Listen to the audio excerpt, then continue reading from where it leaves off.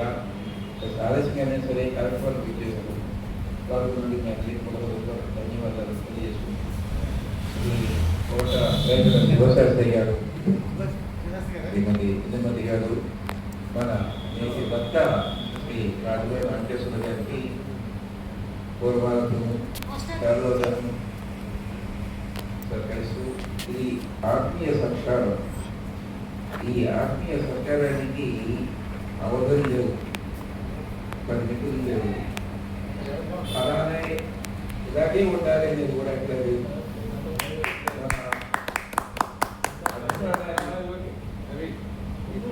అభిప్రాయాన్ని పెడుతూ మన అభిప్రాయాన్ని వారికి తెలియజేసేందుకు మనం ఈ కార్యక్రమాలు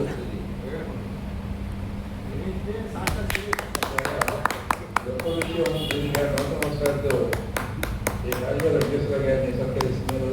ఈ కోట వెంకట శివశాస్త్రి గారు, శ్రీమతి ఇందుమతి గారు. ఇదే కాదు, ఒకసారి ఇటు తిరగండి, ప్రతిరోజు కూడా ఇటు తిరగండి. మన ఆచార ప్రవర్తనని ఏ తీరుగా మీ సేవని మేము కొనియాడాలి, ఏ తీరుగా మీరు పంపించుకోవాలి.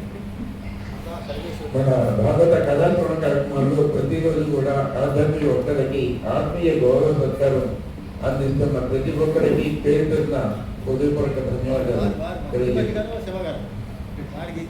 శ్రీ రాజు వెంకటేశ్వర గారు ప్రసంగాన్ని ప్రారంభించారు.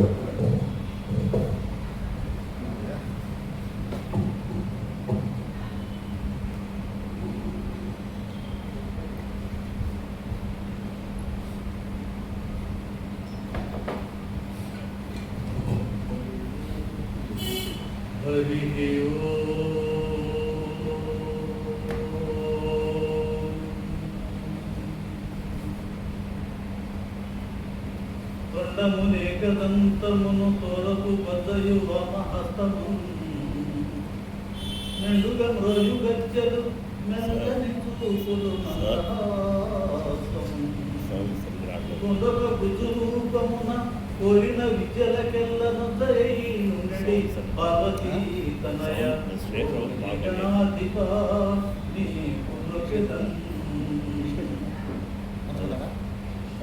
నారాయణ సమారంభాం వ్యాస శంకర మధ్యమాం అస్మదాచార్య పర్యంతం వందే గురు పరంపరా. యా కుందేందు తుషారహార ధవళా యా శుభ్రవస్త్రాన్వితా యా వీణావరదండ మండితకరా యా శ్వేత పద్మాసనా యా బ్రహ్మాచ్యుత శంకర ప్రభుతిభిర్దేవై సదా వందితా. సమాం పాతు సరస్వతి, సమాం పాతు సరస్వతి భగవతి నిశేష జటపదా.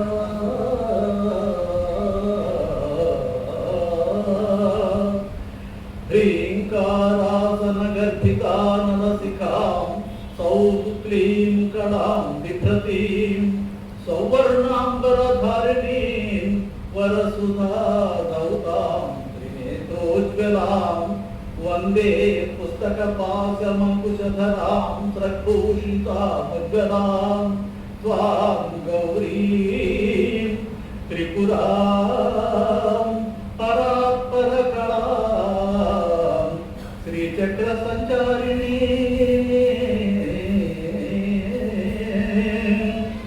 వాగర్థావివ సంపృక్తౌ వాగర్థ ప్రతిపత్తయే జగతః పితరౌ వందే, జగతః పితరౌ వందే పార్వతీ పరమేశ్వరౌ, పార్వతీ పరమేశ్వరౌ.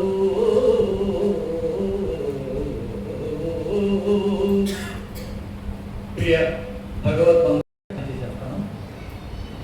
ఒకసారి నారదుడు ఇక్కడికి వెళ్ళాడట.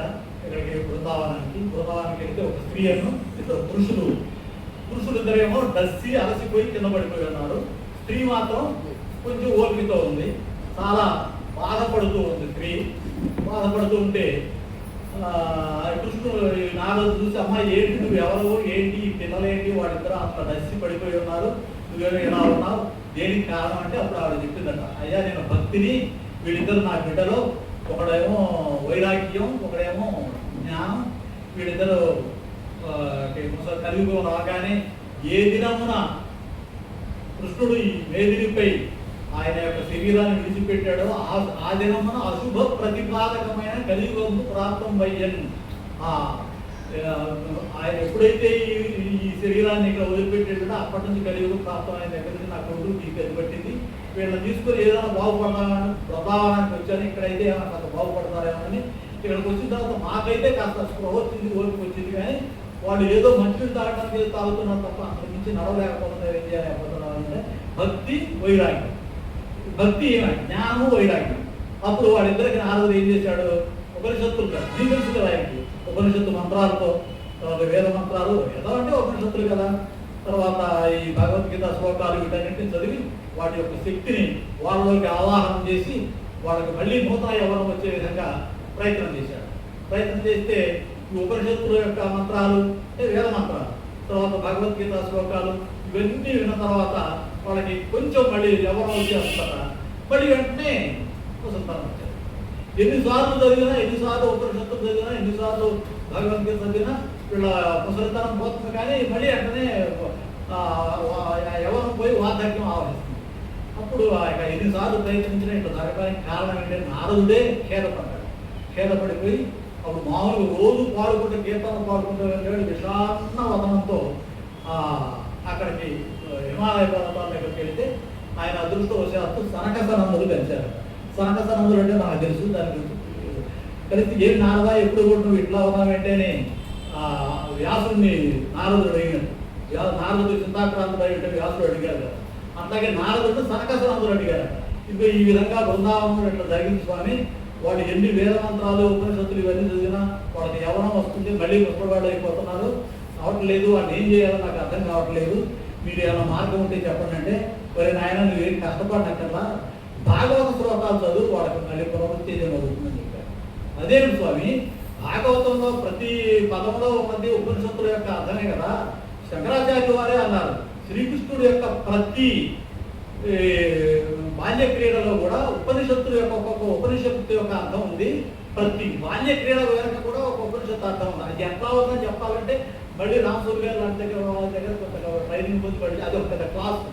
ప్రతి ఉపనిషత్తు సారమంతా భగవద్గీతలో ఉంది. అది ఇదంతా భాగవతం దీనిలోనే ఉంది కదా, మళ్ళీ భాగవతంలో చెప్పమంటారేంటంటే, అరే నాయన నువ్వు చెప్పింది కరెక్టే, కానీ అది వృక్షం వేదం, ఇది పండు భాగవతం. నువ్వు ఆకలిగా ఉంటే వృక్షం ఆకులు తింటావా, కొమ్మలు తింటావా, బెరలు తింటావా, ఏది తింటావు చెప్పు, పండు కాస్త ఇస్తే వాడికి వెంటనే శక్తి వచ్చేస్తుంది. భాగవతం వేదం యొక్క పండు కాబట్టి ఆ పండు పెట్టరా, అక్కడికి వెళ్ళి ఒక 7 రోజులు వాళ్ళకి భాగవతం వినిపించు, వాడు చక్కగా మళ్ళీ ఎక్కడ వాడు అవుతారని అప్పుడు సనకసనందులు చెప్తే, అప్పుడు మళ్ళీ హరిద్వారం దగ్గరకు వచ్చి అక్కడ తీసుకొచ్చి హరిద్వారం దగ్గర బృందావనంలోనే భాగవతం 7 రోజులు వినిపిస్తే ఆ జ్ఞానము, వైరాగ్యము, భక్తి యథావతాన్ని చూసినట్టుగా ఈ భాగవత మహాత్మ్యం. దీంతో పాటు భాగవతానికి సంబంధించినటువంటి మహాత్మ్య గాథలు ఎన్నో ఉన్నాయి, దాని కూడా చకచకాలు చేసేస్తాను. 7 నిమిషాల టైం ముగించింది. అసలు దీన్ని పోగొట్టుకోకూడదు కదా. అయ్యా చిట్టయ్యా, నీ గురించి ఇంత పెద్దల ముందు, బ్రాహ్మణోత్తములు ఇంకా ఎక్కువ పండితోత్తముల ముందు మాట్లాడేటువంటి అవకాశం నాకు నువ్వే కల్పించి ఉంటావు. మరి ఆ మాట్లాడే శక్తిని కూడా నువ్వే ఇవ్వమని ఆయన కోరుకుంటూ, సరే ఈనాటి దీనిలో కొద్దిగా అమ్మ నిన్న మన యశోదమ్మ, దృష్టిలో యశోదమ్మ బాలలేరు చాలా గొప్పగా చెప్పారు. తర్వాత ఈరోజు నేను భాగవత మహాత్మ్యం చెప్దాం అనుకున్నాను, కానీ గురు సంసార పయోనిధి తరణంబులు, పాపపుంజ హరణంబులు, శ్రీకరణంబులు, ముక్తి సమాచరణంబులు, బాలకృష్ణ సంస్మరణంబులు. బాలకృష్ణుడిని ఇప్పుడు మామూలు కృష్ణుడిలోనే మనం ఈ చైతన్య సాంప్రదాయం వాళ్ళు రాధాకృష్ణుడు, రాధలేని కృష్ణుడు మాకు అక్కర్లేదన్న, హరే కృష్ణ కట్టువాడు, రాధలేని కృష్ణుడితో మాకు పనే లేదన్న. వైష్ణవ సాంప్రదాయంలో అసలు మొట్టమొదటి వాడు రామానుజాచార్యుల వారు కృష్ణతత్వానికి రామతత్వానికి సమాన ప్రాధాన్యత ఇచ్చినప్పటికీ కూడాను ఎంత ధనుర్మాసం చెప్పినప్పటికీ కూడా వాడు రామాయణానికి ఇచ్చినంత ప్రాధాన్యత భాగవతానికి అంతే కొంచెం 1% అయినా తగ్గుతుంది.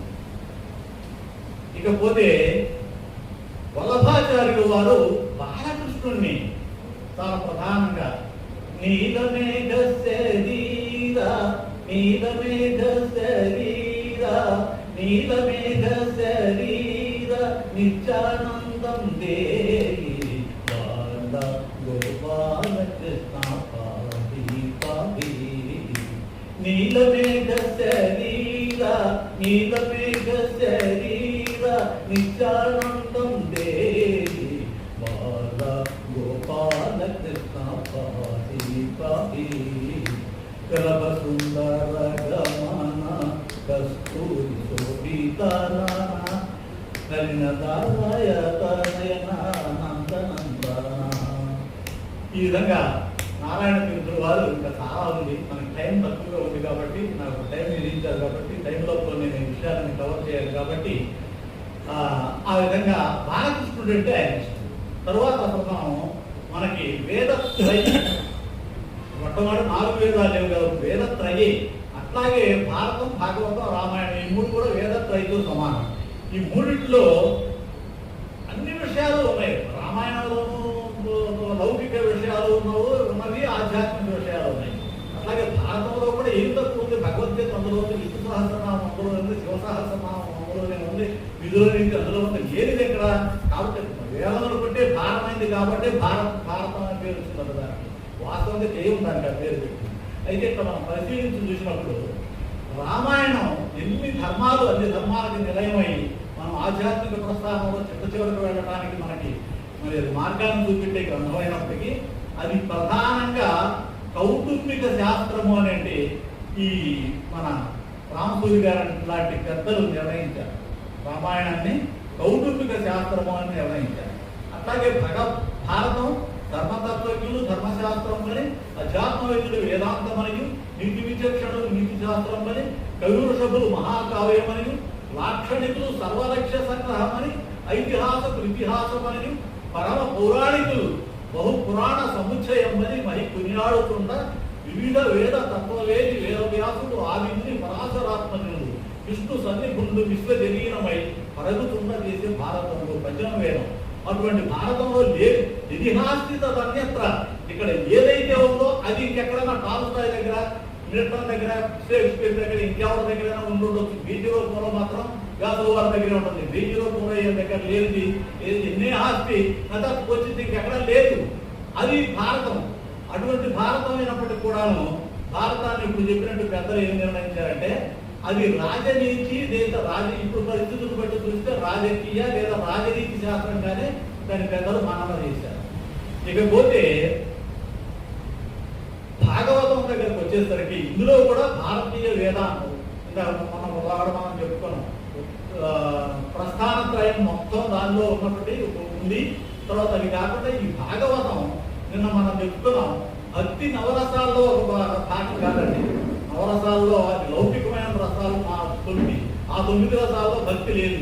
కారణం ఏంటి అంటే వాటికన్నా తక్కువ. ఇది కాదు. ఈ నవరసాల కంటే అతీతుడైనటువంటి రసోవై సహా అనే వాటిని అందించేటువంటి భక్తి రసం కాబట్టి ఆ భక్తి ప్రధానమైన గ్రంథంగా భాగవతాన్ని మనన చేయడం జరిగింది. కాబట్టి మనిషి దీనికి పెద్దలు చెబుతారు ఉదయాన్నేమో రామాయణం చదవాలట, మధ్యాహ్నం పూట ఏమో భారతాన్ని చదవాలట, సాయంత్రం పూట చోరుడు దొంగ సాయంత్రం పూట దొంగతనం చేయడానికి అవకాశం ఉంది కదా, ఆయన దొంగలిస్తుంటాడు కదా, అది సాయంత్రం ఆ శౌర్యకరణ అభ్యసించాలంటే భాగవతం చదవాలి. అంటే దాని అర్థం ఏంటంటే జీవిత ఆరంభంలో మన సామాజిక విలువలు, సామాజిక ధర్మాలు, సమాజంలో మనం ఎట్లా నడుచుకోవాలి, అన్నదమ్ములతో ఎట్లా ఉండాలి, తల్లిదండ్రులతో ఎలా ఉండాలి, సోదరులతో ఎలా ఉండాలి, మన కింది వారితో ఎలా ఉండాలి, మన పై వారితో ఎట్లా ఉండాలి, ఇవన్నీ విలువలు నేర్పేటువంటి గ్రంథం రామాయణాన్ని మించిన గ్రంథం లేదు. కాబట్టి అది మనం విద్యాభ్యాసం మొదట్లో చదవాలి. తరువాత మళ్ళీ సమాజంలో మనం ఎలా సంచరించుకోవాలి, ఎలా బతకాలి, రాజకీయ నాయకులతో ఎలా ఉండాలి, ఇటువంటి వృధజనులతో ఎలా ఉండాలి, మామూలు వాళ్ళతో ఎలా ఉండాలి, అందరితో ఎలా నడుచుకోవాలి, అది అన్ని ధర్మాల గురించి చెప్పేటువంటిది. వయసు మీరిన తర్వాత అంటే యుక్త వయసులో చదువుకోవాల్సిన భారతం. ఇకపోతే పడవెళ్ళి పోతుందిగా ఓ మానవుడా దరిచేరే దాని వెతకరా. ఇది భక్త తుకారాం సినిమాలో చాలా విలువైన పాట. సినిమా పాటను అంత అడగోలుగా తీసేయడానికి వీల్లేదండి. నేను ఎక్కడ భాగవత సప్తాహం చేసినా అత్యద్భుతమైనటువంటి సినిమా పాటలు నేను చెప్తూనే ఉంటాను. వాళ్ళు ఏమైనా అనుకోండి, పడవెళ్ళి పోతుందిరా ఓ మానవుడా దరిచేరే దారి వెతకరా.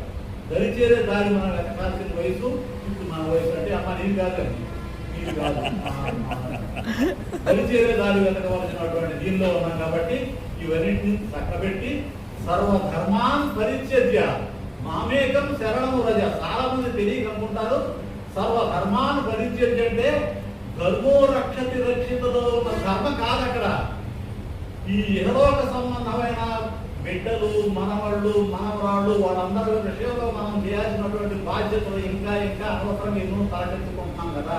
లేనిపోని ఈ వయసు వచ్చిన తర్వాత కూడా మళ్ళీ మనవాడు పుట్టిన తర్వాత ఆ మనవాడు పెళ్లి చూడాలి. అంటే నీకు ఎంతకాలం బ్రతుకుతావు నీ కోరిక. ఇటువంటి ఇటువంటి గుణాలు ఇవన్నీ సర్వధర్మాన్ అంటే ఇవి. అదే తప్ప ధర్మో రక్షతి రక్షితలో ధర్మం కాదు.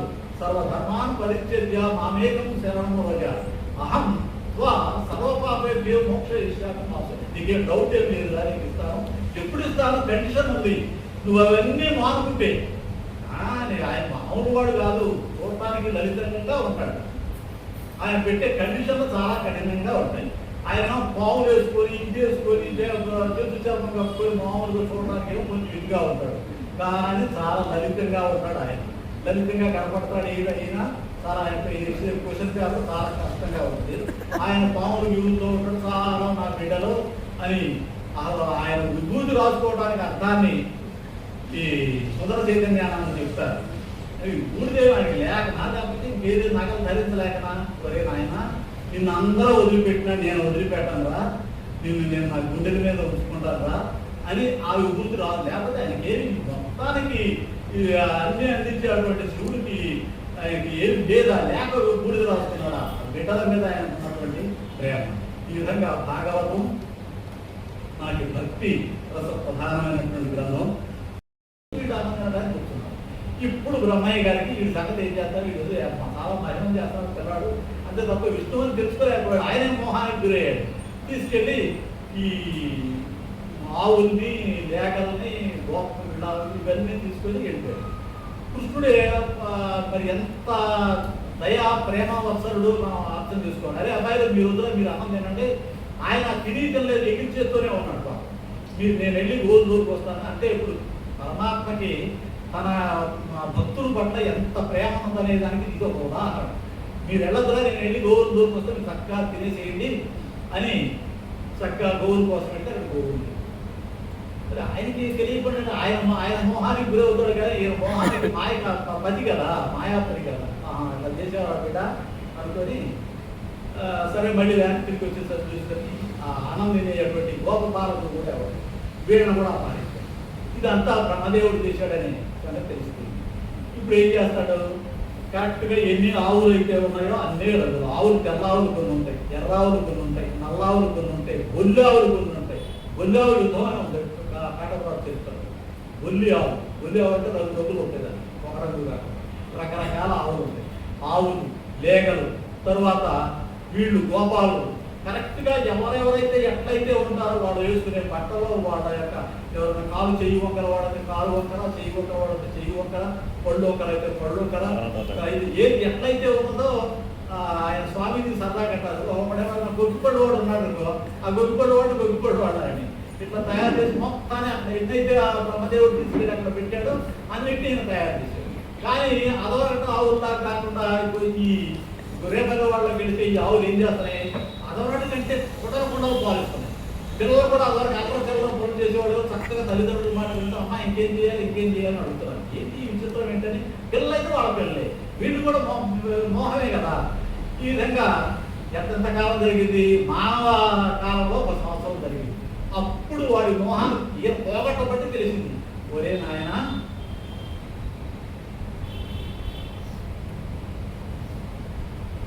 నేను అంత పెద్ద తప్పు చేశాను, నేను ఎవరి వల్ల పుట్టానో, ఎవరి వల్ల ఈ గౌరవాన్ని పొందుతున్నానో అటువంటి మహానుభావుడిని సైన్స్లో కూడా ఒకటి ఉంటుంది సార్. సైన్స్లో కూడా ఈ ప్రపంచం మొత్తం ఇప్పుడు ఇన్ని కొండలు, నదులు, పర్వతాలు, దేశాలు ఇవన్నీ ఉన్నాయి కదా, ఇవన్నీ కూడా ప్రళయకాలంలో మన భాగవతంలో అదే ఉంది, సైంటిఫిక్ కూడా అదే ఉంది.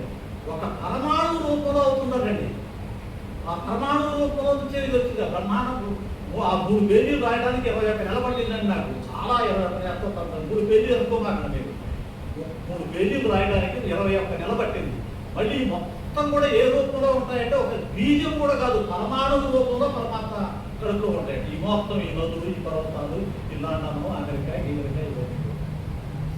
ఆ ప్రళయకాలం అంత చిన్నవైపోతుంది. మళ్ళీ అక్కడ నుంచి మళ్ళీ బ్రహ్మాండంగా మళ్ళీ సృష్టి చేయాలి. మళ్ళీ కల్పాకులు, మళ్ళీ ఇవన్నీ కూడా సూర్యుడు, చంద్రుడు ఇదంటారు. అదే చెప్పింది. ప్రళయకాలంలో ఆకాశం కూడా నశిస్తుందనే సంగతి చాలా మంది పండితులు కూడా తెలియదు. ప్రళయకాలంలో ఆకాశం కూడా ఉండదు. అందుకనే పోతనగారు అన్నమాట, లోకంబులు లోకేశు లోకస్తులు తెగిన తుది అలోకంలో ఒక పెంచీకటి కవ్వల ఎవరిని ఏకాకృతి వెలుగుతుంటారు. చాలా సైన్స్ ఉందని దీని కనుక ఇట్లా అప్పుడు అర్థమైంది వాడికి. ఇక వచ్చి కృష్ణుడి దగ్గరికి వచ్చి మన టైం ఎక్కువ లేదు కాబట్టి చెప్పండి.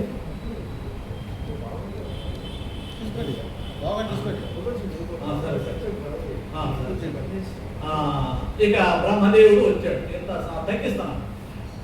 బ్రహ్మదేవుడు వచ్చి అయ్యా నాకు తప్పైంది, క్షమించు అని. కానీ మించి ఏం చేస్తాడు? లక్ష్మీదేవి ఏం చేసింది? అగ్నిజ్యోతనుడు వెళ్ళి నా శుభ సందేశం అక్కడ ఇచ్చావు, నిలువ పెట్టి తీయను, నన్ను నిలవబెట్టారు. దీనికి ప్రత్యుపకృతి నేను ఏం చేయగలను అంటే ఆ దగ్గర రత్నాలు లేవా, వజ్రాలు లేవా, ఇవేవి కూడా సమానం కావు, నీకు ఇస్తే సరిపోదు. అంజలి ఘటించదను భూసురామయమని సద్బంధు చింతామని. నీకు దండం పెడితే నేను రుణం తీర్చుకోవడం తప్ప ఇంక ఏది ఇచ్చినా రుణం దేవతాను. అట్లాగే చేసిన తప్పుకి ఏం చేస్తాడు? దాసుని తప్పు దండం చేస్తాడు. అక్కడ ఒక పద్యం అద్భుతంగా వ్యాసభారతంలో ఉన్నటువంటి పదాలను తీసుకొని, అమ్మా నేను నాకు భయం నేను చూస్తుంటే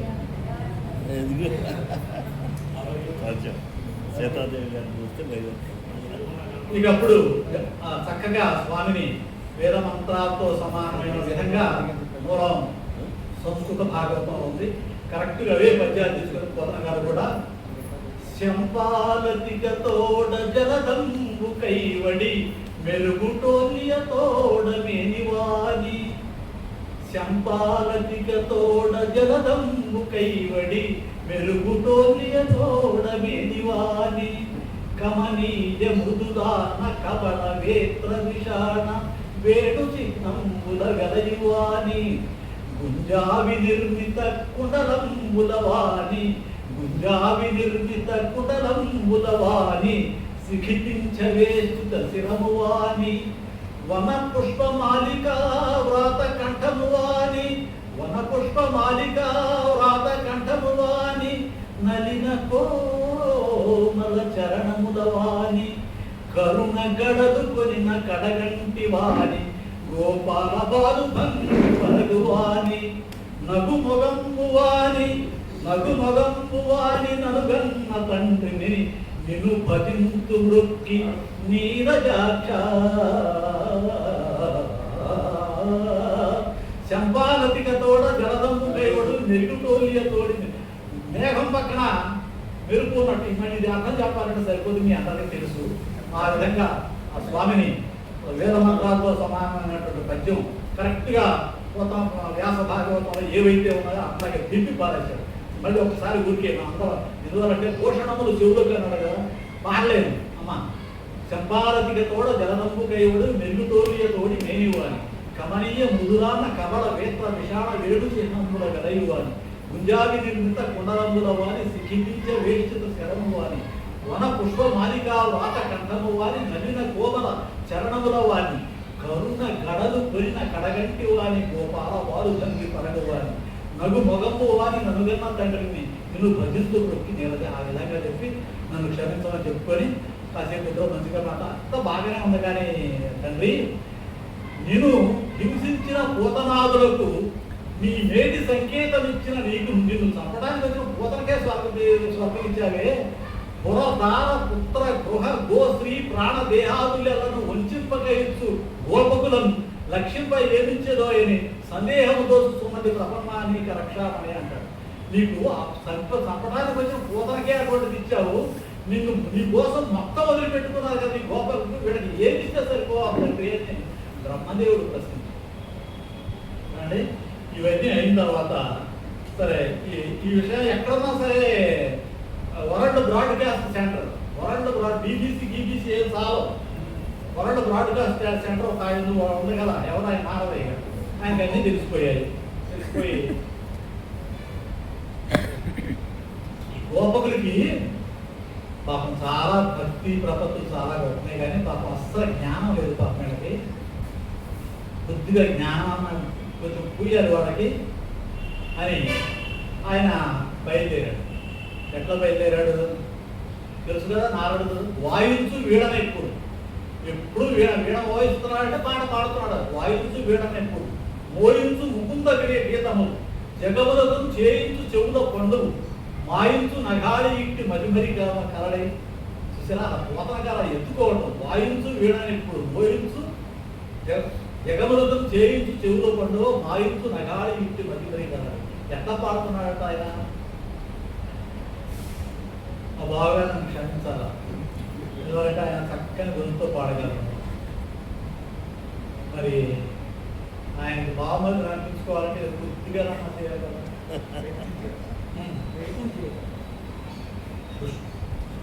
ఆయన వస్తున్నాడు నారదుడి. శ్యామ సుందర వదనం అజేయం, శ్యామ సుందర వదనం అజేయం, శ్యామ సుందర వదనం అజేయం, బుధ జన హృదయ సరోజ నివాసినం, శ్యామ సుందర వదనం అజేయం, బుధ జన హృదయ సరోజ నివాసినం, శ్యామ సుందర వదనం అజేయం, ఆముక్తమౌక్తిక మణిమయ భూషణం, ఆముక్తమౌక్తిక మణిమయ భూషణం, సురనరవర శ్రిత కరుణాభరణం, ఆముక్తమౌక్తిక మణిమయ భూషణం, సురనరవర శ్రిత కరుణాభరణం, వనజనయనం పరమానంద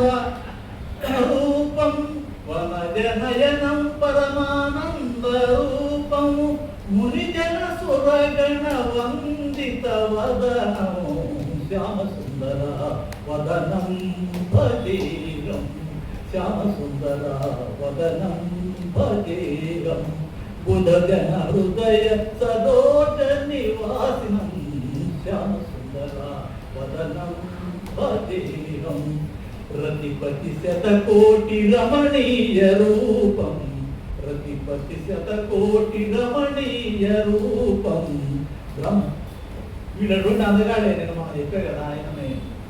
రతిపతి శతకోటి రమణీయ రూపం, బ్రహ్మసుపూజితం బాలేందు తేజం, రతిపతి శతకోటి రమణీయ రూపం, బ్రహ్మసుపూజితం బాలేందు తేజం, సంతత స్మరణానందకందం, స్మరామి ముఖస్కమలమిందివర నీలము, శ్యామ సుందర వదనం భజేయం, శ్యామ సుందర వదనం భజేయం, బుధ జన హృదయ సరోజ నివాసినం, శ్యామ సుందర వదనం భజేయం. ఈ విధంగా అగ్గమగునే పడుతున్నాం. భక్తి ఉంటే తప్ప ఇక నాకు నేనే కొమ్ములు పండితుడిని, నేను న్యాయం మీమాంస వేదాలు వేదాంగాలు ఉపనిషత్తులు ఇవన్నింటిలో నేను పెద్ద పాండిత్యం ఉందంటే పిల్లలు ఉపనిషత్ అరే అబ్బాయిలారా మీరు ఉపనిషత్తుల అర్థాన్ని గురించి ఇక్కడ కొట్టు పెట్టుకుంటున్నారా, పిచ్చోడారా, ఒక వేద పండితుల్ని ఒక పెద్ద ముని చెప్పాడు. ఉపనిషత్ అర్థం కుడు ఖలేని బద్ధం. ఉపనిషత్తుల యొక్క అర్థం రేపల వాళ్ళ గోబెమ్మ అక్కడ కట్టేసిందిరా, సంగడి తిరిగేడు శంభుడు, అంగాశ్రయ అయిన శరియు, ఆత్మజుడై పొంగడు పద్మజుడును, గోపాంగన క్రియ ఆయన సంగడి తిరిగేడు శంభుడు. శంభుడు ఆయన యొక్క ఫ్రెండు, ఇందాక మా అక్క ఏదో మాట ఉంది, మా పార్టీ ఏం మాట్లాడదు అక్క, అందరూ ఒక పార్టీ. ఎందుకంటే ఒకప్పుడు నేను రోజు ప్యాంట్ వేసుకుంటాను. చాలా మంది ఉదయం కూడా ఫ్రీగా ఉంటుందని ఏదో టీషర్ట్ వేసుకుంటాం, మధ్యలో ఏదైనా జర్నీ చేస్తుంటే ప్యాంట్ వేసుకుంటాం. మరి ఇక్కడ కూడా వచ్చి ప్యాంటుతో చెప్పడం అనేది సాంప్రదాయం కాదు కదా. ఆయన ఈ చేతితో ఇస్తున్నాడు, ఇచ్చేటప్పుడు ఏమో చక్కగా మంచి భూమోహన సౌందర్యవంతుడై ఇచ్చాడు. మళ్ళీ తీసుకునేటప్పుడు అవన్నీ మా శ్మశాన వాడుతుంది. అక్కడ ఉండేటప్పుడు గెటప్ మారుతా, యూనిఫామ్ మారుతుంది అంతే. శివునికి తనకుని వేరు వేరు దెబ్బ వెలైనట్లు మన సోదరు చెప్పింది. తనుగులు అంటిన ధరణి పరాగము పూసిన వేవి భూతి నేను చెప్పాలనుకున్నాను చెప్పింది. అలా దాన్ని బాగా వివరం చెప్పాలనుకున్నాను. అట్లా శివునికి తనకును వేరు వేరు దెబ్బ వెలైనట్లు అని ఆ బాలకృష్ణుడికి శివుడికి ఏం తేడా లేదు. ఇక్కడ చిన్న జోకు చెప్తారు, మనం ఎందుకు వెళ్దాం. బాలకృష్ణుడు చూడటానికి పూతన సత్తం సరిపోయిన తర్వాత ఒక 2-3 రోజుల తర్వాత బయలుదేరాడట. ఎందువలంటే ఆ రూపంలో మళ్ళీ కృష్ణుడు మనం అనుకున్నాం కదా, నీలమేఘ శరీరాన్ని ఆనందం బాల గోపాల కృష్ణ పాయి పాయ. ఆ గెటప్లో మళ్ళీ ఆయన చూడలేడుగా, లక్ష్మీపతిగా వైకుంఠంలో చూడగలడు శివుడు, ఎక్కడైనా చూడగలడు. ఆయన చూడటానికి అపాయింట్మెంట్ అక్కడ. కానీ ఈ రూపంగా గోపకిశోరుడుగా రేపల్లెవాడలో గోపిమ దగ్గర ఉయ్యాలో ఊపుకుంటూ కొన్ని రోజులు బిడ్డడై ఉన్నటువంటి కృష్ణుని చూడటానికి మళ్ళీ అవకాశం చిక్కదు కదా అని ఆయన చక్కగా బయలుదేరాడు. ఇక సరదాగా గోవియోగా చెప్పుకోవడానికి అక్కడ మళ్ళీ వెళ్ళేటప్పుడు అదంతా అధరం మొదలు అంత మధురాధిపతే కిలో అంతా మాధుర్యమే కదా. అక్కడికి వెళ్ళేటప్పుడు మామూలు గెటప్ పనికిరాదు. ఈ పిల్లపాములు తీసి పక్కన పెట్టాలి. మీరు కాసేపు అక్కడ అబ్బాయిలు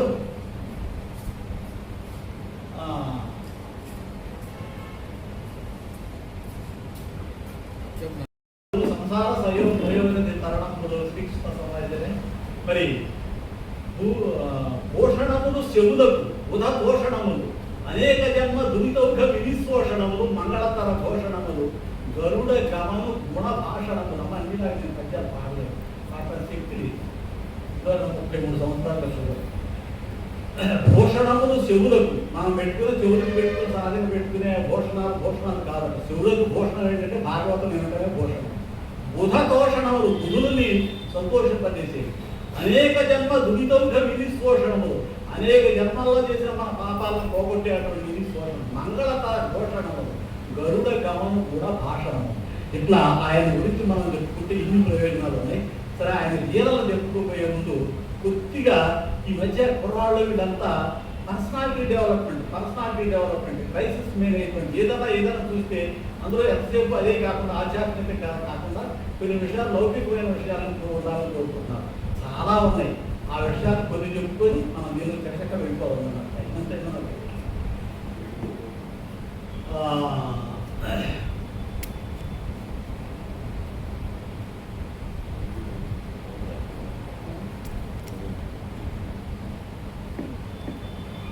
లౌకికమైన విషయాలు చాలా మోస్ట్ ఇంపార్టెంట్ పద్యం మన రామస్వామి గారు. ఈ భీష్ముడు చెప్తాడు, వాయు వశంబులై ఎగసి వారి కథకేం సంబంధం లేదండి. ఇది లోక వ్యవహారికంగా పర్సనాలిటీ డెవలప్మెంట్ సంబంధించి. వాయు వశంబులై ఎగసి వారి ధరంబులు మింట కూడుతులు పాయుచు ముందు కైవడి ప్రపంచము సర్వము కాలతంత్రమై పాయుచు కూడుచుండు ఒక భంగి చెరిపదు కాలం అన్నియులు చేయుచునుండు కాలము విచిత్రము దుస్తర పెట్టి వారికి. ఇంతకంటే పర్సనాలిటీ డెవలప్మెంట్ ఎక్కడ ఉంది? ఇప్పుడు ఆకాశంలో మేఘాలు వాయువశంలో అవి వాటి ఇష్టం వచ్చినట్టు ఉండడానికి వీల్లేదు. గాలి ఎటువైతే అయితే వీస్తుందో అట్లా ఆ విధంగా ఆ మేఘాలు వాటి యొక్క సంచారం ఉంటుంది. వాయువశం పోతే చేసి వారి ధరంపులు అంటే మేఘాలు వాయుసు కూడు మేఘాలు కొన్ని కలిసిపోతుంటాయి, మళ్ళీ విడిపోతుంటాయి, కలుస్తూ ఉంటాయి, విడిపోతుంటాయి. వారి ధరంపులు మింట కూడుతులు వాయుసు ముందు కైబడి ప్రపంచము సర్వం. మనందరం కూడా ప్రపంచం అంటే ఏదో ఒక సందర్భంలో కలుస్తూ ఉంటాం, మళ్ళీ విడిపోతూ ఉంటాం. ప్రపంచము సర్వము కాలతంత్రమై పాయుచు కూడుచుండు ఒక భంగి చేరింపదు కాలం అన్నియూ చేయుచుండు కాలము విచిత్రము దుస్తరం పెట్టి వారికి. ఈ కాలాన్ని గురించి భీష్మ పితామహుడు మాటల గురించి చెప్పినటువంటి మాట. ఎంత గొప్ప విషయం చెప్పండి. ఇంకా ఇంకోటి, నేను ఏదో చాలా గొప్పవాడిని, నాకేంటి ఈ కష్టం రావడం ఏంటి అని, నేను చాలా మంచి బుద్ధిమంతుడిని, లేకపోతే చాలా విష్ణు సహస్రనామం ప్రతిరోజు చదువుతాను, లలితా సహస్రనామం ప్రతి సాయంత్రం చదువుతాను, నాకు ఈ కష్టం ఇట్లా అనడానికి వీలేదు. ఎందువల్లంటే మనం పుట్టడమే సుందర చైతన్యానంద స్వామి చెప్తాడు, మనం పుట్టుకే ఏడుపుతో పుట్టాము. చిట్ట చివర కూడా బిగినింగ్ ఏడుపే, ఎండింగ్ ఏడుపే, మధ్యలో కూడా చాలా ఏడుపులు ఉంటాయి. కాబట్టి ఏడవకుండా పుట్టిన బిడ్డనే ఎవరో చూసారని ప్రశ్నిస్తాడు ఆయన. ఏడవకుండా ఎవరో పుట్టడు కదా, ఏదో ఏడుపు అనేది మన పుట్టుకతో పాటే వచ్చింది. కాబట్టి కష్టాలు అనేది పుట్టుకతోనే మనకు వస్తాయి ప్రారంభానుసారంగా. రాజట ధర్మజుడు, సురరాజ సుతుండట ధనువి, శాస్త్రవోద్వేజకమైన గాంధీవవు ఇండట, సారథి సర్వభద్ర సంయోజకుడైన విష్ణువట. సారథి సర్వభద్ర సంయోజకుడైన విష్ణు, ఉగ్ర గదాధరుడైన భీముడై ఆదికి తోడు వచ్చునట. ఆపద కలుగుండి దేవి చోద్యము, ధర్మరాజు సాక్షాత్తు యమధర్మరాజు అంశతో పుట్టినటువంటి యమధర్మరాజు రాజు. రాజట ధర్మజుడు, సురరాజ సుతుండట ధన్వి, ఆయన పక్కన రక్షించి అటువంటి వాడు మామూలు కూడా అర్జునుడు, ఆ భారత వీరుడు. మరి ద్వాపరయుగంలో అతనే హీరో. సురరాజ సుతుండట ధన్వి, శాస్త్రవోద్వేజకమైన గాంధీవము విల్లట. మరి ఆయన ఆయుధం కూడా మంచిది ఉండాలి కదా. మరి గాంధీవానికి ఇచ్చిన విల్లు ఏమి లేదు. సుదర్శన ఆయన దాని యొక్క ఆయన కోదండం తర్వాత ఇదే శాస్త్రవోద్వేజకమైన గాంధీవము విల్లట. సారథి సర్వభద్ర సంయోజకుడైన చక్రి అట. సారథేమో శ్రీకృష్ణ పరమాత్ముడు, ఉగ్ర గదాధరుడైన భీముడయ్యి ఆదికి తోడు వచ్చునట. భీముడు అంటే మనకు తెలుసు కదా, గురువృద్ధులు గురువృద్ధ బాంధవులు అనేకులు ఋతుతుండ తరుపుని విట్లు చేసిన కలు దుశ్శాసనం లోక భేకర ఇదంతా ఇప్పుడు మనకు అనవసరం అనుకోండి. అంటే అక్కడ ఉగ్ర గదాధరుడైన భీముడయ్యి ఆదికి తోడు వచ్చునట. ఆపద కలుగు ఇదేమి చోద్యము, ఇన్ని అనుకూల పరిస్థితులు ఉన్న ఆపదలో వాడికే వచ్చాయి కదా ఆయన, నీకు మనకు రాకుండా ఎలా ఉంటాయని చెప్పడం కోసం భీష్మ పితామహుడు చెప్పాడు.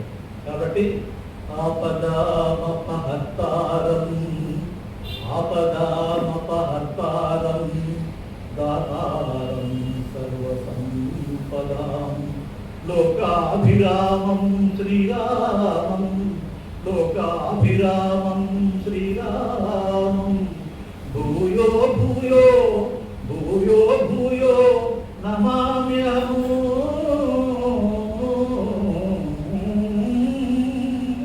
కాబట్టి ఈ ఆపదలను పోగొట్టేటువంటి ఆయనకు మనం నమస్కరించుకోవడం, ఆయన భక్తులు తీరిపోయేటువంటి విషయాల్ని తెలియజెప్పేది ఇది.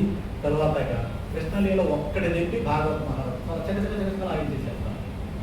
మీ అందరికీ ఎందుకు నాకు టైం ఎక్కువ లేదు, నాకు ఎందుకు నా లోపల ముగించుకున్నారు, ఎనిమిదికి రావాల్సింది. ఒక లీల చెప్పాలి అన్నిటికంటే నాకు అన్ని లీలలో నేను అమ్మ చాలా చెప్తారు కాబట్టి ఒక్క లీలే చెప్తాను. రెండు చెప్తాం అనుకున్నాను కానీ టైం సరిపోయేటట్టు ఒక్కటి ఏంటంటే, అందరికంటే పెద్దడు బ్రహ్మ కదా, ఈ మామూలు వీళ్ళందరికంటే కూడా. బ్రహ్మ మోహము లేక జగంబుల మోహింపక చేయనేర్చి మనసుని విష్ణును మోహింపించదననేడు మోహమున తాన విధాన తాను మోహింపయ్యాడు. అందరినీ మోహింప చేయగలరు. ఆయన అంటే ఆయన మాయాపతి. మాయ అంటే ఎవరో కాదండి, మాయ అంటే లక్ష్మీదేవి. నమస్తేస్తు మహామాయే శ్రీపీతే సురపూజితే శంఖచక్ర గదా హస్తే మహాలక్ష్మి నమోస్తుతే. ప్రకృతే మాయ కదా, అందుకని మనం లక్ష్మీ అష్టోత్తరంలో కూడా ప్రకృతిని వికృతి విద్యాను సర్వభూత హితప్రదానం అంటాం.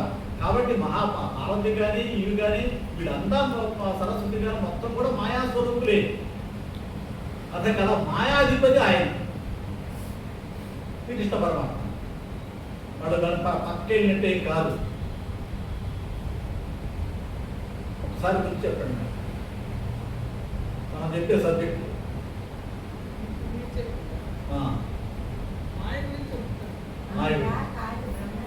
బ్రహ్మదేవుడు మోహము లేక జగంబుల మోహింపగదే నేర్చు మనసిన విష్ణు మోహించేదనడి మోహమును విధాత తాను మోహితుడయ్యాను. అసలు శ్రీకృష్ణ పరమాత్మ పుట్టినప్పుడు పుట్టే ముందు యశోద గర్భంలో ఉన్నప్పుడు ఆయన వచ్చి ఆయన శంకరుడు వీళ్ళంతా వచ్చి స్తుతి చేశారు. ఆయన తెలిసి కూడా ఎంత తెలిసినా సరే మోహంలో పడేసేస్తారు. ఆ మోహంలో పడకపోతే శంకరాచార్యులు గొప్పవాడని, రామానుజాచార్యులు గొప్పవాడని, మాధవాచార్యులు గొప్పవాడని మనం పోట్లాడుతాం. అటువంటి బ్రహ్మనే మోహింప చేశాడు భగవాన్. కాబట్టి ఆయన చేతిలో ఆయన మామేవయ్యే ప్రపంచంతే మాయామేతాం తరంతితే. నువ్వు ఎన్ని చెక్క చేయాలన్నా కానీ నీ వల్లేం కాదు. నాకు ప్రపత్తి చేస్తే మనాభవ మద్భక్తో మధ్యాది మాం నమస్కుడు మామే భవిష్యత్తు సత్యం చే ప్రతిజానే అనే నన్ను చేస్తే నువ్వు మాయని దాటగలవు తప్ప, లేకపోతే నీకు 99.99 మార్కులు వచ్చినా పాయింట్ ఒకటి దగ్గర మాత్రం లక్ష్మీ అమ్మవారు, పార్వతి అమ్మవారు ఎక్కడ వచ్చి పట్టేసేస్తారు. అక్కడ నుంచి మళ్ళీ 99.5 దగ్గర నుంచి మళ్ళీ 35కు 45కు రావాలి. ఆ విధంగా బ్రహ్మాన్ని కూడా మోహింపజేశాడు. మోహింపజేసి ఏంటి దొరకరాడు ఇన్ని చేస్తున్నాడు, అక్కడ చేస్తున్నాడు, ఇక్కడ ఇది చేస్తున్నాడు, వేరుపుల గోడలపై ఎలా ఎంగిలే కాదు ఊశాడట. అది సంగతి. ఇప్పుడు అక్కడ దేవతల మామూలు వారు పూజించే దేవతల్ని ఇద్దరు పూజ చేయొద్దన్నాడు కదా. మామూలు దేవతలు వీళ్ళు పూజించే మామూలు చిన్న చిన్న దేవతలు ఏమన్నా ఆడేవాడు వారు ఒక చిన్న డిపార్ట్మెంట్ హెడ్. ఆ ఇంద్రుడు పూజించాల్సిన అవసరం ఏంటి, ప్రకృతి మాలను పూజించమని చెప్పాడు కదా. అట్లా ఇన్ని లీలలు చేస్తున్నాడు ఏంటంటే బ్రహ్మదేవుడు. అసలు ఈ సంగతి ఏదో చూద్దాం, ఆ దాన్ని ప్రశ్నిస్తున్నాడు, దీన్ని ప్రశ్నిస్తున్నాడు, ఇంకేదో చేస్తున్నాడు, ఎవడి పిల్లాడో ఈ సాక్షాత్ విష్ణుమూర్తి తెలిసిపోయి మోహంలో పడిపోయి ఒక రోజు వీళ్ళంతా కలిసి చక్క ఆవులను మేపి చక్క ఒక చోటకు వచ్చి అన్నం రెండో పాలకూర ఎంతో శ్రమం పడారు, ఆకలితో ఉన్నారు, మనం అందరం కలిసి ఈ అన్నం మూటలు ఎక్కుకొని తిన్నామని వాళ్ళందరూ తెలిసి చక్క వాళ్ళ మధ్యలో చక్కగా మధ్యలో కూర్చున్నాడు. పద్మానికి మధ్యలో కర్ణిక ఉన్నట్టు అందరికీ సమాన దూరం ఉండి చక్కగా వాళ్ళు తినేదానికి వాళ్ళు తెచ్చుకున్న పచ్చళ్ళు ఈయన, వీళ్ళు తెచ్చుకున్న పచ్చళ్ళు ఆయన, ఎంగిలి సంగిలి ఏం లేదు. ఇక్కడ పోతన గారు ఒక గొప్ప పద్యం రాస్తాడు. ఎన్నడునైనా యోగి విభులు ఎవరి పాద పరాగ నింతయును కన్నుల గానరట్టి హరి కౌకిట చేతుచు చెట్టబట్టుచు తన్నుచు గుర్తుచు నగుచు తత్తయి పైబడి కూలియాడుచు మన్నన చేయి వల్లవ కుమారుల భాగ్యం ఎంత ఒప్పుకునే వల్లవరు అంటే కాదండి. ఎన్నడునైనా యోగి విభులు, యోగంలో ఎంతో గొప్పవాళ్ళ యోగి విభులు ఎవరి పాదాల మీద ఉన్నటువంటి చిన్న వేడును కూడా చూడటానికి ఎంతో కుతూహలపడుతుంటారు కదా యోగులు. ఎన్నడునైనా యోగి విభులు ఎవరి పాద పరాగ నింతయం కన్నుల కన్నులతో కానలేకపోతున్నారు. కన్నుల గానరంటే హరి కవిట చేర్చుచు చెట్టబట్టుచు తన్నుచు గుద్దుచు నగుచు తత్తయి పైబడి కూడి ఆడుతుంది మనన చేయి వల్ల కుమారుల భాగ్యం ఎంత ఒప్పుకుని అది ఇట్లా జరుగుతూ ఉండగా ఏం చేశాడు, వీళ్ళేమో సహజంగా అంటే ఆవులు కుదరేయటం అంటారండి. ఆవుల్ని కానీ కుదరేస్తారు. అన్నం గడ్డి బాగా వేసిన తర్వాత నీటిని తాగించిన తర్వాత చుట్టూ కుదరేస్తారు. వీరబ్రహ్మేంద్ర స్వామి గారు చుట్టూ గీత చేస్తారు. పద్మపురాణం అంతర్గతమైనటువంటి గోకర్ణోపాఖ్యానం అని ఉంది. ఇది చాలా ఇంపార్టెంట్ కదా. తప్పనిసరి కొంచెం ఒక 10 నిమిషాలు ఇవ్వడం గోకర్ణోపాఖ్యానం. తుంగభద్ర నదీ తీరాన ఒక మంచి బ్రాహ్మణుడు ఉండేటువంటి ఒక అగ్రహారం అంటారు కదా, బ్రాహ్మణులకు అగ్రహారం ఉందట. ఆ అగ్రహారంలో చాలా నియమ నిష్ఠాగరిసినటువంటి ఆత్మదేవుడు అనే ఒక బ్రాహ్మణోత్తముడు ఉన్నాడు. ఆయన ఎంత బ్రాహ్మణోత్తముడు అంటే చక్కగా వేదం ఎలాగైతే చెప్పిందో అలాగే తన జీవనాన్ని దిద్దుకొని ఆ గ్రామంలో కానీ ఆ పరిసర ప్రాంతాలంతటా కూడాను అందరికీ ఆదర్శమైనటువంటి జీవితం గడిపేటువంటి కూడా ఆత్మదేవుడు తుంగభద్ర నది తీరంలో ఉన్నారు. ఆయనకి దుందుడి అనేటువంటి భార్య ఉంది. అయితే అన్నీ ఉన్నాయండి, సంపద ఉంది, అన్నీ ఉన్నాయి, మంచి పేరు ప్రతిష్టలు ఉన్నాయి, విజ్ఞానం ఉంది, రూపయోగ సంపన్న విశుద్ధ సంభవాలు ఇవన్నీ ఉన్నాయి. కానీ సంతానం ఉంది. ఆ సంతానం కూడా ఎంత దారుణం అంటే ఈయనకి అగ్రహాలు ఇచ్చినట్టే రాజులు కొన్ని 100 ఎకరాలు ఇచ్చి చేస్తారు కదా, దాన్ని రైతులు ఏదో చేస్తారు కదా. ఆ రాజులు ఏదైనా వాళ్ళు రైతులకు ఇచ్చి కూలీలు వాళ్ళు ఏదైనా పండిస్తే పంట కానీ ఏదైనా సరదాగా పోతనగా 2-3 ఎకరాలు సొంతగా వేద్దామంటే అదే పంట కూడా పండేది. ఎంత పుణ్యాత్ముడేది. ఆ ఇంట్లో గోవులు కూడా ప్రసవించేవి కాబట్టి ఒడుగుతో ఆవులుగా ఉండేవి. నాకు ఈ దుస్థితి ఏంటి, నాకు ఈ సంతానం లేకపోవడం కాకుండా కనీసం పెరట్లో కూరగాయ మొక్క పెట్టుకుంటే కూరగాయ పండదా, గోవులు తీసుకొస్తే అవి గర్భం దాచవా, ఎక్కడ వ్యవసాయం చేయిస్తా నా పేరు మీద వ్యవసాయం చేస్తే కిందలు పడవా, ఈ బ్రతుకు నాకు అనవసరం, ఇప్పుడు బ్రతుకు ఎంత పాండిత్యం ఉన్నా ఎంత మంచి పేరు ఉన్నా నాకు సంతానం కావాలి అని ఈయన అడవికి వెళ్ళి మంచి ఘోరమైనటువంటి తపస్సు చేస్తూ ఉండగా అక్కడ వేదం గొప్ప ఋషి ఈయనకి కనిపించాడు. కనిపిస్తే ఏంటి ఆయన ఇతను చూడగానే మరి ఇతనిలో ఉన్నటువంటి బ్రహ్మ తేజస్సు తర్వాత తపోద శక్తి అతను తెలుస్తుంది కదా. చూసి ఆ ఋషి పుంగవుడు ఈయనకి ఏంటి ఆయన నువ్వు ఏదో మరి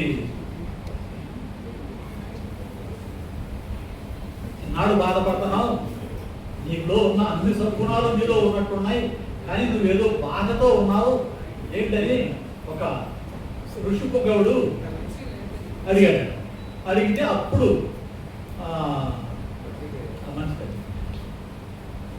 అప్పుడు అమ్మా శుభం అమ్మా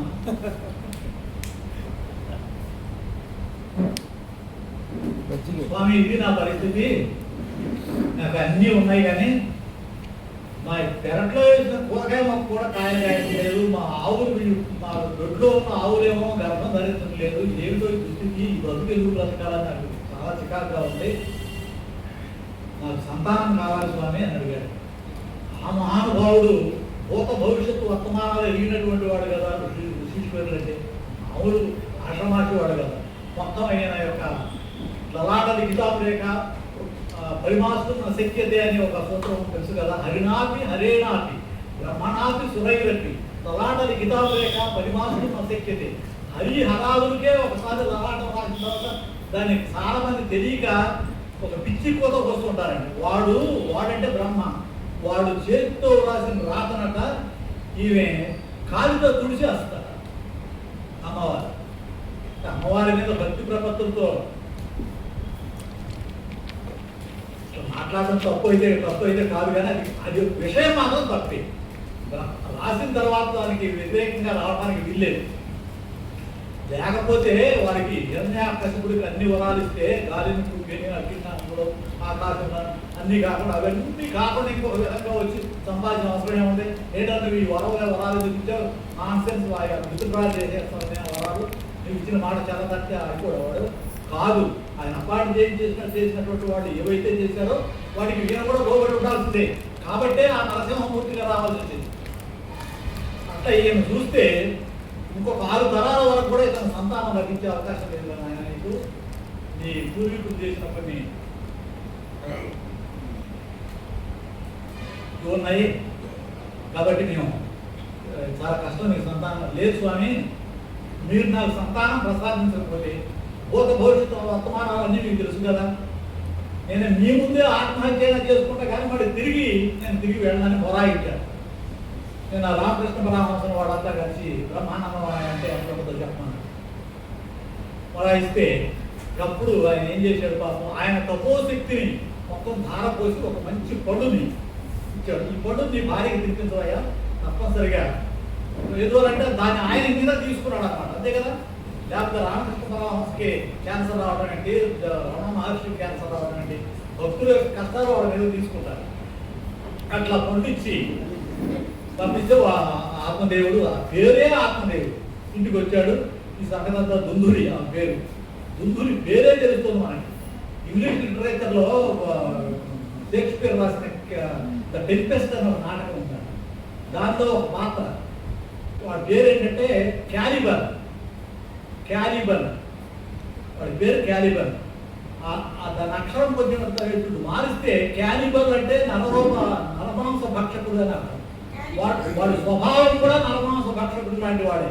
కాబట్టి షేక్స్పియర్ లాంటి వాడికి ఏ పేరు పెట్టాడంటే క్యాలిబల్ అనే పేరు పెట్టాడు. క్యాలిబల్ అంటే క్యాలిబల్ నరమాంస భక్షకుడు అనే అర్థం స్ఫురించే విధంగా వాడికి ఆ పేరు పెట్టాడు. అట్లే దాన్ని ధ్వని అంటారు సాహిత్యంలో దొరికిపోరు. ఈ బుద్ధులు మాత్రం పేరులో ఎట్లా కొంచెం కర్కశంగా వినిపిస్తుందో ఆవిడ గుణాలు కూడా అట్లా దుష్ట స్వభావం వారి. ఈ పిల్లల్ని కనటం, పాలు ఇవ్వటం, ఈ పురికి నొప్పులు పడటం, ఇవన్నీ ఏదో ఒక డాక్టర్ గారు చెప్తుంటే విన్నాం. 100 ఎముకల కలిపి పట్ట విరిస్తే ఎంత బాధ కలుగుతుందో ఒక బిడ్డని ప్రసవించేటప్పుడు తల్లి నరక, అంతే కదా, మనకు తెలియదు, ఆ తల్లులకు తెలుసు. అందుకనే మాతృదేవో భవ, తల్లికి మొదటి స్థానం ఇచ్చాం. ఈ అమ్మాయికి పిల్లలు కనుక ఇష్టం లేదు. ఇష్టం లేకపోతే ఇతను ఇంత తపస్సు చేసి పళ్ళు తీసుకొచ్చాడు కదా, దానికోసమని ఏం చేసింది, ఈవిడ ఒక చెల్లెలు ఉండాలి పేదరాలు, ఆవిడ ఆ సందర్భంలోనే గర్భం వహించింది. అప్పుడు ఒక ఒప్పందం చేసుకున్నాం, అమ్మా నేను కూడా ఏదో కాస్త ఒక నెల ఏమో పుండ్లు, ఇంకో ఎగడమో చిరుకు దుప్పట్లు అవి పెట్టుకుని ఏదో యాక్షన్ చేస్తాను. ఆ రోజుల్లో వాళ్ళ నిజాయితీగా ఉండేవాడు కాబట్టి బ్రాహ్మణుడు, ఆయన పట్టించుకోరు కదా, ఇవన్నీ పండించాము ఆమె చూసుకుంటుంది అంతే తప్ప ఇక ఆత్మదేవుడికి ఏముండదు. యాక్షన్ చేసుకుంటే ఈవిడే గర్భం ధరించినట్టు నీకు పుట్టేటువంటి కొడుకు నాకు, నేను మాత్రం చేయను. మరి ఈ పండు ఏమవ్వాలి? ఈ పండు నీకు వాళ్ళ ఇంట్లో ఉన్న ఆవుకు తినిపించి తను గర్భవతి అయినట్టు చక్కగా ఇదే స్వామి చెప్తాడు. ఒకరేమో పూలు అంటారు, ఇంకో రకమేమో దుప్పట్లు అంటారు, ఇంకోసారి చిట్ట చివరి వచ్చిన తర్వాత పెద్ద జిండు కట్టుకొని యాక్షన్ చేసింది. తర్వాత చిట్ట చివరికి ఆ అమ్మాయి గుందుని చెల్లెలు ప్రసవించింది. ఆత్మదేవుడు ఆయన ఎప్పుడు ఆత్మ నిరతిలో ఉన్నాడు. ఆ తీసుకొచ్చి ఇచ్చేసింది. ఇచ్చేసి ఆవిడ వెళ్ళిపోయింది. ఆవిడకి కావాల్సిన ధనం ఇచ్చేసింది. తన పిల్లాడే అన్నట్టు డబ్బుకి ఏమి కొదవలేదు కదా, దాసి జనం ఉన్నారు కదా, వాడితో పాటు చక్కగా పెంచుతుంది. ఈ లోపల ఇన్ బిట్వీన్ ఏం జరిగింది? ఆవు ప్రసవిస్తే ఏమైంది? అన్ని మానవ ఆకారాలు. చెవులు అక్కడ మాత్రం ఆవు చెవులతో పుట్టాడు, మొత్తం మానవాకారం. అందుకనే ఆత్మదేవుడు కూడా ఏం పేరు పెట్టాడంటే, మన ఆవు అంతకుముందు నాకు దొడ్లో ఆవులే ప్రసవించేవి కావు, ఎట్లయితే మామూలు ఆ దూడను కాకుండా మనిషినే ప్రసవించిందని సంతోషపడి వాడికి గోకర్ణుడు అని పేరు పెట్టాడు. తన ఈ దుందుని పెంచుకునేటువంటి బిడ్డ వాడి పేరు దుందుకారు క్యానిబన్ పేరు పెట్టి ఇద్దరిని కూడా చక్కగా ఒకే గురువు గారి దగ్గర చదివించి వేదాంగాలు చదివిస్తే ఇది వేదం లేదు, నాదం లేదు, మోదం లేదు, ఏం లేదు, ఇంకే చదువు అవ్వలేదు. అతనికి అన్ని విద్యలు కూడా. ఎందుకంటే ఆవు గర్భంలో నుంచి వచ్చినటువంటి వాడు కదా. మరి వారి కైండ్ ఇన్ఫర్మేషన్ రామసూరి గారు లాంటి వాళ్ళకి వచ్చాము కానీ చాలా మందికి తెలియదు. పూర్వకాలం జొన్నలు కానీ, ఉలవలు కానీ, అలసందలు కానీ చాలా కొన్ని పెద్ద ఎక్కువ సైజులో జొన్న కంకులు ఆవులు తినిపించేవాడు. తినిపించి మళ్ళీ అవి పేడ వేస్తాయి కదా, ఆ పేడలో ఈ విత్తనాలుగానే వస్తాయి. ఆ పేడ మొత్తం శుభ్రం చేసేసి వాటిని పిండి కొట్టి చక్క కురువులు చేసుకొని దాంట్లో చక్కగా పేడ వేసుకొని తినేవారు. అది మహాపుణ్యం అని. అవి ఇవ్వండి మా ఊళ్ళో శర్మగారు వాళ్ళు ముద్దపప్పు సీతారామ అనే శర్మగారని మా అమ్మ దగ్గరకు వచ్చి అవి జొన్నెత్తనాలు అవన్నీ ఆవు కడుపులో తీసుకొచ్చారు. ఆవు కడుపులో ఉండి ఆవు పేడతో పాటు బయట తింటే సైంటిఫిక్గా చెప్పాలంటే ఆరోగ్యంగా ఎంతో మంచిది, ఆధ్యాత్మికంగా చెప్పాలంటే అది పుణ్యం. అట్లా ఈ ఆవు పుట్టాడని ఇతనికి గోకర్ణుడు అని పేరు పెట్టి చదివితే వాడు చదివే అవ్వలేదు. అవ్వకపోగా వీడు ఏమైందంటే అన్నీ రాక్షస కృత్యాలు చేయడం, వేసి వాటికలకి వెళ్ళడం, ఇంకో వాటికలు అన్నీ అవన్నీ వాడు చేస్తూ ఉన్నాడు. ఈయన మాత్రం దినదిన ప్రవర్తమానం అవుతున్నాడు గోకర్ణుడు. చక్కగా వేదాలు, సర్వశాస్త్రాలు అన్నీ కూడా చక్కగా నేర్చుకున్నాడు. నేర్చుకున్న తర్వాత ఈ లోపల ఈ కొడుకు ఈ దుందుకారులు చేసే దుష్ట పనులు చూసి సహించలేక ఎట్లా కొడుకు ఇద్దరు పెద్దవాళ్ళు అయ్యారు కదా, ఆయన నా అవసరం ఏముందని అతను ఆయన సన్యాసాశ్రమం తీసుకొని అడవుల్లోకి వెళ్ళిపోయిన తర్వాత ఇప్పుడు మొదలైంది సీనిక. తండ్రి లేడు కదా, ఆ తండ్రి గోపికలంతా వచ్చి యశోదతో చెప్తున్నారు. యశోదుడు ఉంది, మా అబ్బాయి చాలా మంచివాడమ్మా, కాకి పిల్ల కాకి ముద్దు కదా, అటువంటి పని చేయడమ్మా, చిన్నపిల్లవాడు రవ్వ చేయలేదునే, ఆ చిన్నపిల్లవాడు ఎట్లా నిధిస్తారండమ్మా, ఇప్పుడు ఎక్కడుండే వాడు, అదేంటమాట అంటారు. మీ అబ్బాయి మా ఇంట్లో నిలబడి పాలు పెరుగు ఫ్రెండ్స్తో కలిపి తాగేసి ఆ కోడలు పిలి అత్తగారు ఏం చేసింది, కోడలే ఆ పాలు పెరుగు అది తిందని ఆ కోడలు కొట్టింది అత్తగారు. ఇంకొకళ్ళు ఇంట్లో పాలు పెరుగు తాగేసి ఆ కడవలు వేరే ఇంట్లో పెట్టారు, పడేశాడు. వాళ్ళు వీళ్ళు కొట్టుకున్నారు, రామరావణం అయిపోయింది. అట్లా రకరకాల సీక్రెట్లు చేస్తున్నాడు ఆయన. అందుకనే ఆయన పుట్టినప్పుడు ఏమినో ఫలమో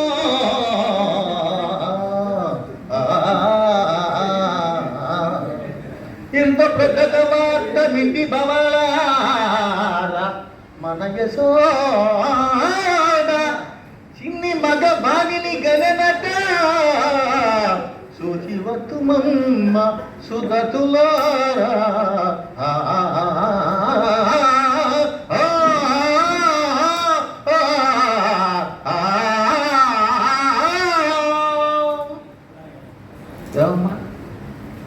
మన రేపలలో యశోద చిన్న పిల్లలు అంతా కూడా చూసొద్దామండి అని అందరూ కూడా కోరుకున్నంత కూడా గొప్ప పెళ్లి కృష్ణులు చూశారన్నమాట. సరే, ఇవాళ పాయింట్కి వస్తున్నారు. మనకి ఈరోజు ఉపన్యాసకులైనటువంటి రాకపోయిన మరి అఖిలాంధ్ర ప్రాంతాల్లో చక్కగా విశాఖపట్నం నుంచి హైదరాబాద్ వరకు, అట్లాగే మరి 2 రాష్ట్రాల్లో కూడా ప్రవచనాలు ఇస్తూ ఉన్నారు. గత 15 సంవత్సరాల నుంచి వారు ఉపాధ్యాయులు ఇక్కడ పనిచేశారు ఒక్కొక్కట్లో. మరి శ్రీమతి హేమలత గారితో పాటు సాహచర్యం అంటే వారి యొక్క సమానం అంటే వారితో పాటు పనిచేశారు అపోరాపేట స్కూల్లో. వాళ్ళు ఎప్పుడు కూడా మాకు భాగవతం భగవద్గీత ఇవి చెప్తుండేవాళ్ళు. మాకంటే చిన్నపిల్లలు చెప్పేప్పుడు దాకా నేను ఇప్పుడు పెద్ద కెళ్ళను ఓలికదీర్చటి బచ్చ బచ్చలో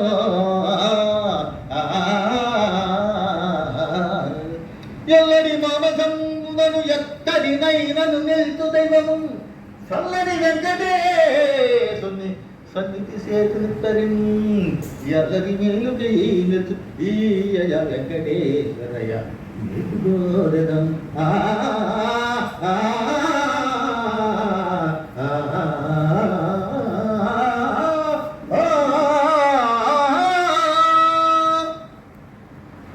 శ్రీయుత వెంకటేశ్వరాఖ్య గణ సింధు చంద్రుల పయక నెలవిళరం భాగవత కథా సుధా గేయము చేదు కిందు కినిల కెలసమం వల్లను అందజేయుదో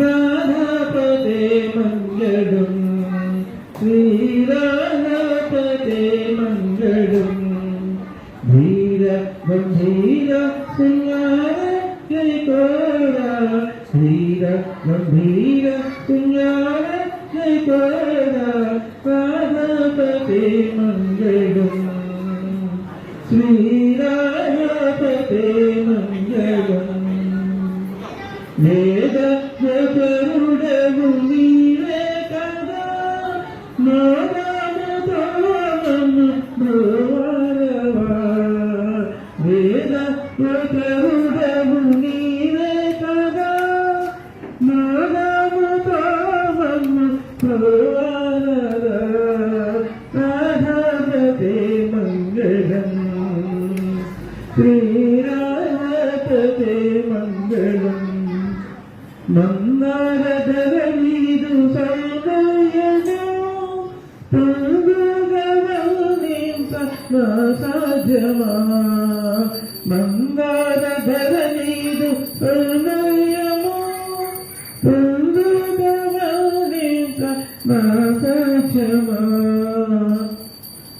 రాధాపదే మంగళం శ్రీరాధాపదే మంగళం ధీర గంభీర సింగార రాధాపదే మంగళం శ్రీరాధాపదే మంగళం. ఓం నమో భగవతే వాసుదేవాయ. ఓం నమో భగవతే వాసుదేవాయ.